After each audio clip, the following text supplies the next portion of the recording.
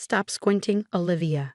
You're going to give yourself wrinkles. My mother snapped, not looking up from her magazine as I struggled to read the menu in the dimly lit restaurant. I was 25, and for as long as I could remember, reading anything further than arm's length had been a battle. Mom, I really think I need to see an eye doctor, I said, trying to keep my voice steady. The headaches are getting worse, and I can barely drive at night anymore. She sighed dramatically, putting down her magazine. Not this again. You've been complaining about your eyes since elementary school. If there was something wrong, don't you think we would have noticed? My father chimed in from behind his newspaper. Your mother's right. Besides, no one in our family has ever needed glasses. It's probably all those hours you spend staring at your computer screen. I wanted to point out that both of them were holding their reading materials at arm's length, but I'd learned long ago that observations like that would only lead to more dismissals or angry outbursts. The headaches had started when I was around 7. I remember sitting in class, struggling to copy what the teacher wrote on the blackboard.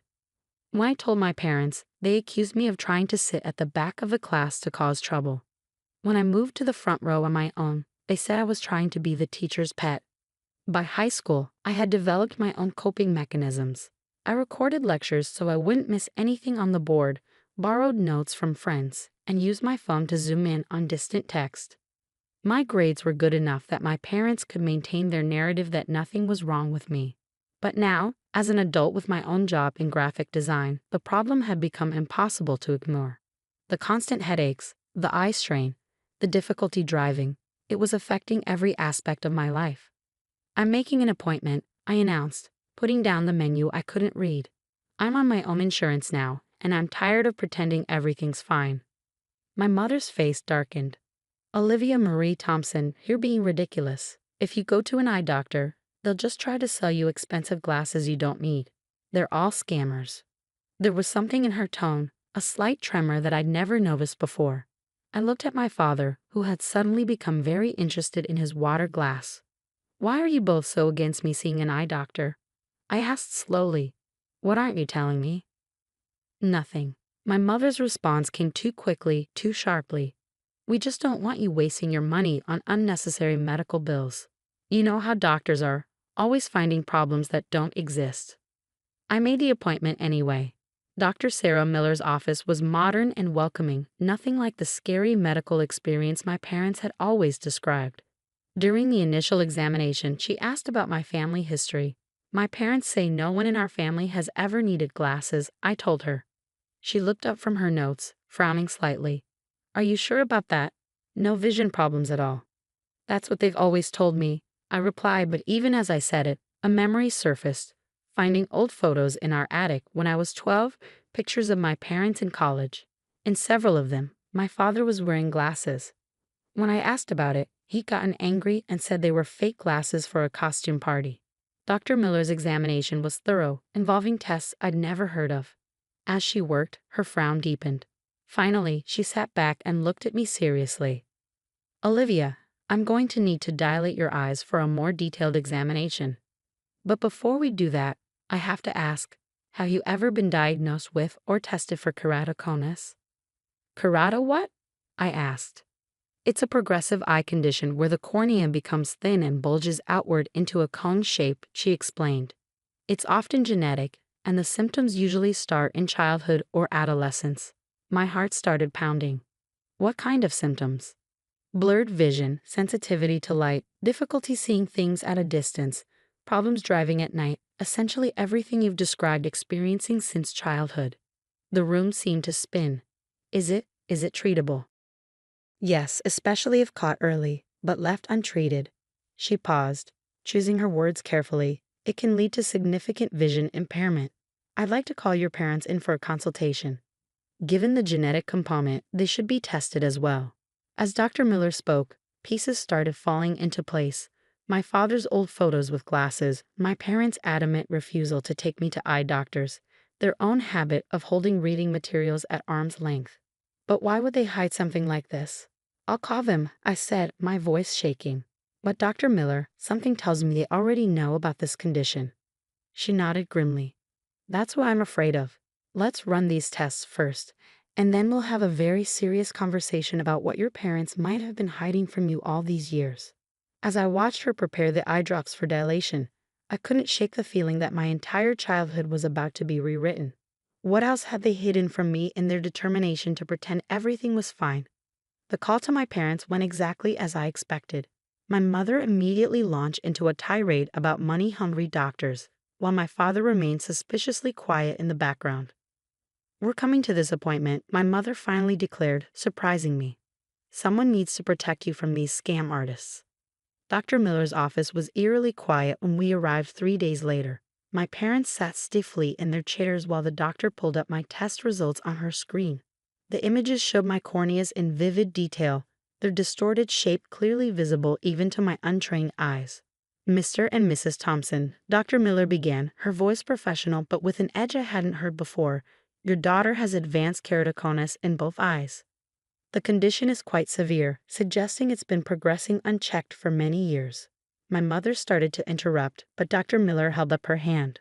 "Before you respond, I should inform you that I took the liberty of requesting Olivia's childhood medical records." The color drained from my father's face.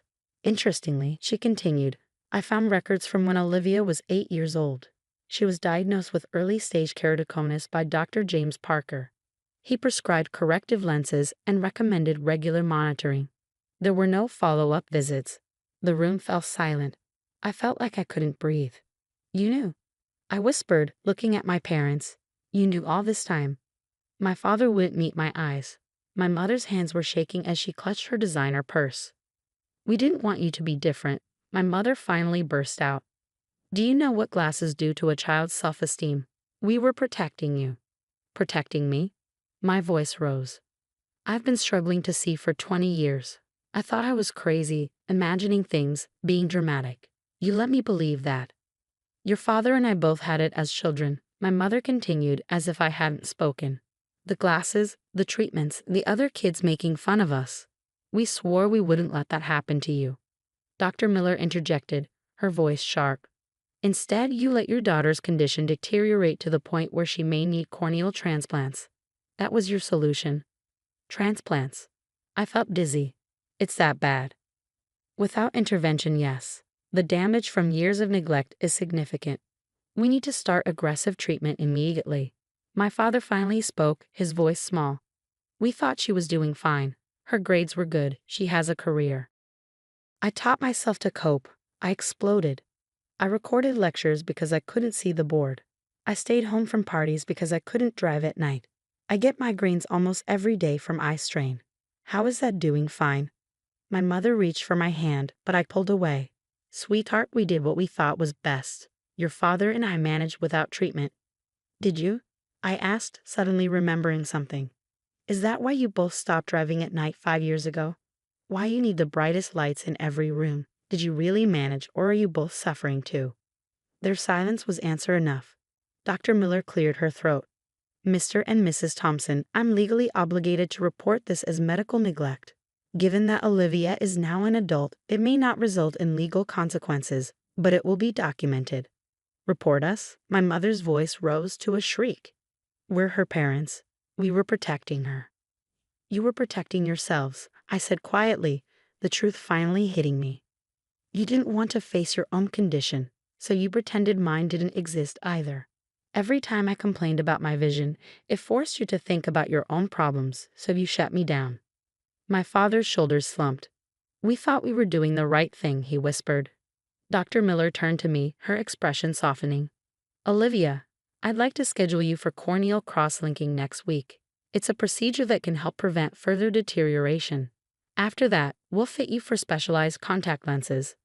With proper treatment, we can significantly improve your quality of life." I nodded, not trusting myself to speak. 20 years of struggling, of self-doubt, of thinking I was imagining things. All because my parents couldn't face their own fears. "I'll need both of you to be tested as well." Dr. Miller addressed my parents. "Given the genetic nature of keratoconus and your apparent symptoms, it's crucial we assess your condition too." My mother started to protest, but my father placed a hand on her arm. "We'll do it," he said quietly. "We've done enough damage." As we left the office, I felt both lighter and heavier, lighter knowing I wasn't crazy, that there was a name for what I'd been experiencing and treatments available. heavier with the weight of my parents' betrayal and the knowledge of how much time we'd lost. "Olivia," my mother called as I headed to my car. "Please, we need to talk about this." I turned to face them, seeing them clearly for the first time, not as the infallible parents of my childhood, but as flawed, frightened people who'd let their own fears harm their child. "Yes," I agreed, "we do need to talk. But not today. I need time to process this first." The next 3 months transformed my life in ways I never imagined. After the corneal cross-linking procedure and being fitted for specialized contact lenses, I experienced true clarity of vision for the first time. Colors were brighter, edges sharper, and the constant headaches finally subsided. My parents, true to their word, underwent testing. Both had advanced keratoconus, worse than mine. Dr. Miller started them on treatment, though she warned that decades of neglect had left permanent damage. The irony wasn't lost on any of us. One evening, while recovering from my procedure, I found a box in my apartment mailbox. Inside was a leather-bound journal with a note from my father. "Dear Olivia, I've been writing this since your diagnosis, trying to explain. It's not an excuse, but maybe it will help you understand. Love, Dad." The journal detailed his own childhood struggles with keratoconus. His parents had gotten him treatment, but the experience traumatized him. Kids had bullied him mercilessly about his thick glasses and frequent doctor visits. He met my mother in a support group for teens with eye problems. They'd bonded over their shared experiences and eventually fell in love. When they had me, they convinced themselves they could protect me from their past trauma by pretending the condition didn't exist. What started as denial evolved into a complex web of lies that trapped us all. Reading his words, I felt my anger slowly transforming into something more complicated. Sadness for the scared teenagers they'd been, frustration at the adults they'd become, and hope for the healing we might achieve. I called my parents and invited them over for dinner. When they arrived, both wearing their new prescribed contact lenses, I noticed how differently they moved, more confident, less hesitant. My mother's eyes were red-rimmed, suggesting she'd been crying. "I've been doing some thinking," I said as we sat down, "and I've made a decision." They waited, tension visible in their shoulders. "I'm starting a support group," I continued, "for people with keratoconus and their families. Dr. Miller is helping me set it up. I'd like you both to be part of it." My mother's hand flew to her mouth. My father's eyes welled with tears. "We don't deserve your forgiveness," my mother whispered. "This isn't about forgiveness, not yet," I replied honestly. "It's about breaking the cycle. Your parents may have gotten you treatment, but they didn't help you deal with the emotional impact.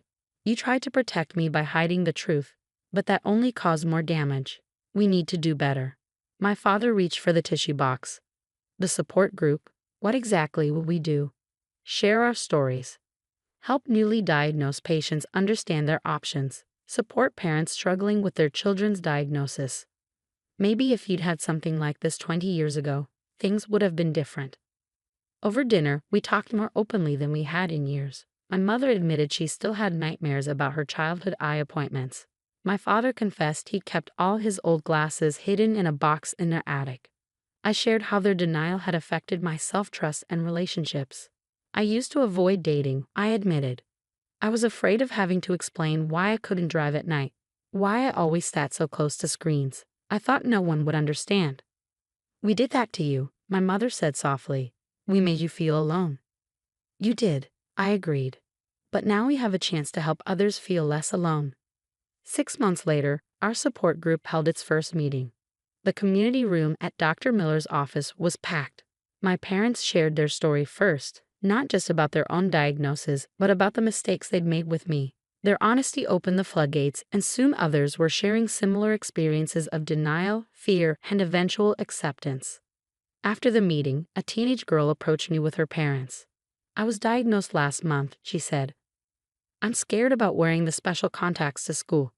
Kids already think I'm weird." I glanced at my parents, who stepped forward. My mother took the girl's hand, while my father addressed her parents, sharing resources and experiences. Watching them, I saw how our pain could be transformed into something helpful, something healing. That night, as I drove home, at night, with clear vision, for the first time in my life, I thought about how darkness can sometimes lead to light. My parents' misguided choices had caused years of struggle, but they'd also led us here, to a place where we could help others avoid the same path. My phone buzzed with a text from my mother.